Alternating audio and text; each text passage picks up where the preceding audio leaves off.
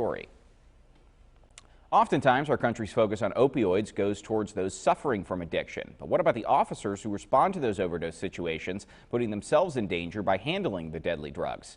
7 News reporter Colin Roos is live to tell us about a bill that will help them that's already crossing the aisle in Congress. Colin. Steve, law enforcement is up against an incredibly powerful enemy in the battle against opioids. The DEA says fentanyl can be up to 100 times more potent than morphine, which makes it dangerous to even touch. That's why our senators want to put the power to detect it in the hands of local sheriffs, and support for their plan is growing in both the House and the Senate. When the call comes in for an overdose, there's no time to think. First responders have to move quickly to save lives from today's opioids, which are much more powerful than they used to be.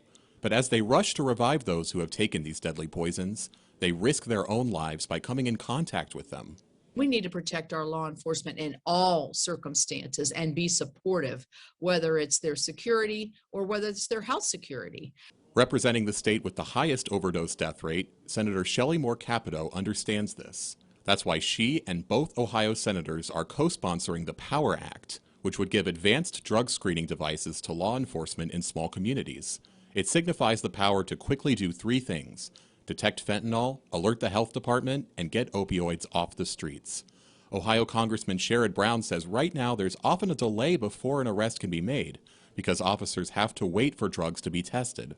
And sometimes waiting 3 or 4 weeks because these labs are underfunded and understaffed. So Senator Brown calls it an issue that defies party politics because it's a problem that crosses both red and blue states.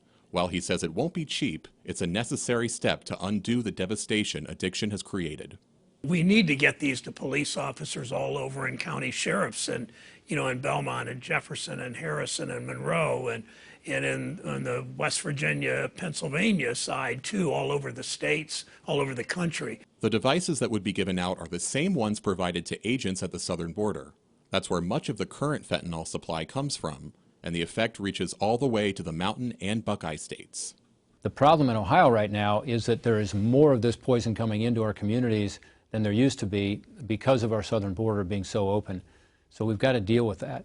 Senator Portman adds that opioid deaths and overdoses were beginning to decline before the pandemic reversed that positive trend. But with a bit of federal investment, police could be set for a post-COVID comeback against these deaths of despair. So far, 13 senators and 2 representatives are sponsoring the plan, making the POWER Act a rare area of agreement in these divided times. Live in the 7 News studio, I'm Colin Roos, working for you. Thank you, Colin. New details tonight at 6. Around 1,200